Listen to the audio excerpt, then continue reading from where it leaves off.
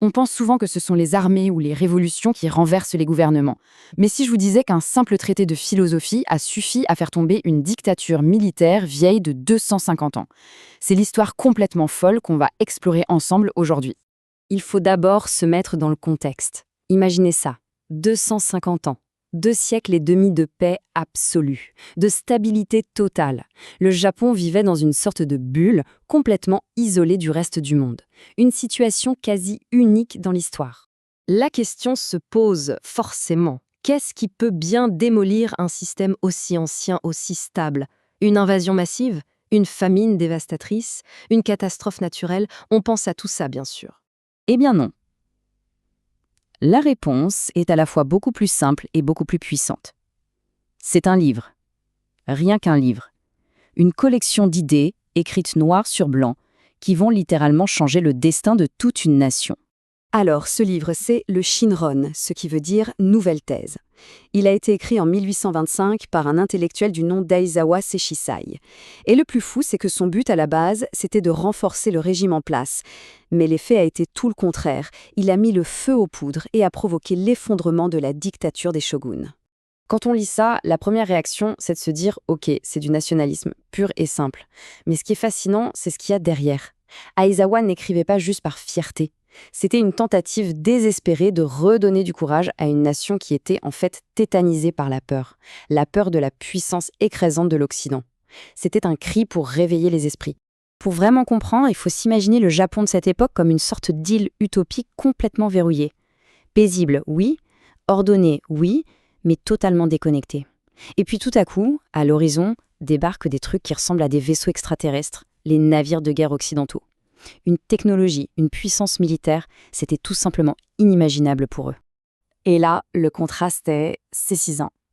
D'un côté, le Japon, avec sa politique d'isolement total, le sakoku, où les samouraïs et les grands guerriers sont devenus de simples bureaucrates, et de l'autre, des empires occidentaux en pleine explosion industrielle, avec une soif de conquête qui s'étendait à toute la planète. Le choc des mondes était tout simplement inévitable. Et au milieu de tout ça, il y a notre auteur, Aizawa Seishisai.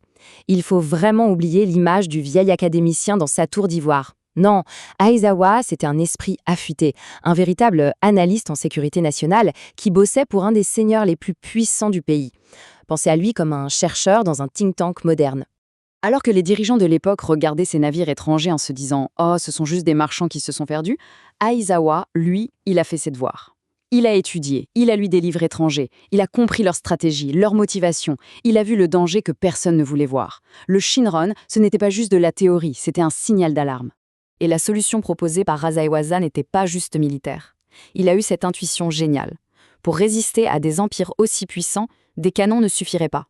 Il fallait une force intérieure, un esprit national. Le problème, c'est que ça n'existait tout simplement pas au Japon à l'époque. Il a donc littéralement inventé un concept, le kokutai. L'idée, c'était de créer une conscience commune, de faire en sorte que les gens arrêtent de penser en termes de mon clan ou ma région et commencent à se voir comme les membres d'un seul pays, le Japon.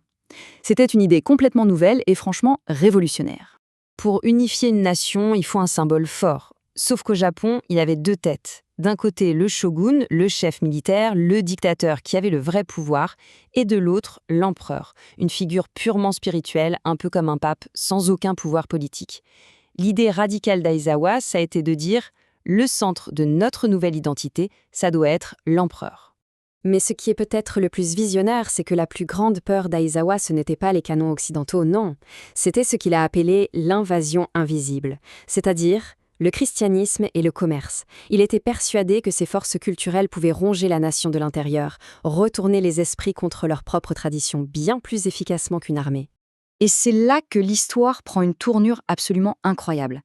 Car ce livre, qui avait été écrit pour sauver le gouvernement du shogun, pour le renforcer, c'est précisément lui qui va causer sa perte. Le scénario est d'une ironie mordante. Étape 1. On écrit un livre pour consolider le pouvoir. Étape 2. Le pouvoir trouve le livre trop dangereux et l'interdit. Étape 3, cette interdiction le rend ultra populaire. Il devient le livre de chevet de toute une génération de jeunes révolutionnaires qui, en appliquant à la lettre ses idées sur la place centrale de l'empereur, vont finir par faire tomber le régime que l'auteur voulait sauver. L'arroseur arrosé. On doit s'imaginer la scène, des jeunes samouraïs, dans le plus grand secret, à la lueur des bougies, qui recopiaient ce manuscrit interdit à la main, page par page. L'idée s'est propagée comme un virus, de manière souterraine, échappant complètement à tout contrôle.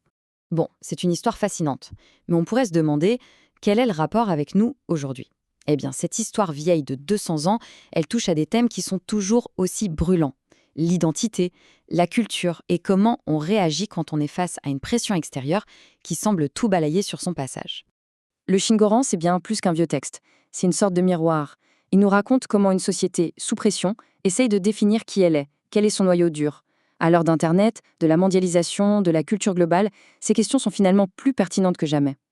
Et ça nous laisse avec une dernière question, une question à méditer. Face aux invasions invisibles de notre propre époque, que ce soit la pression économique, l'uniformisation culturelle, qu'est-ce qui définit notre propre identité? Qu'est-ce qui, au fond, n'est pas négociable? C'est la réflexion puissante que nous lègue l'histoire de ce livre si dangereux.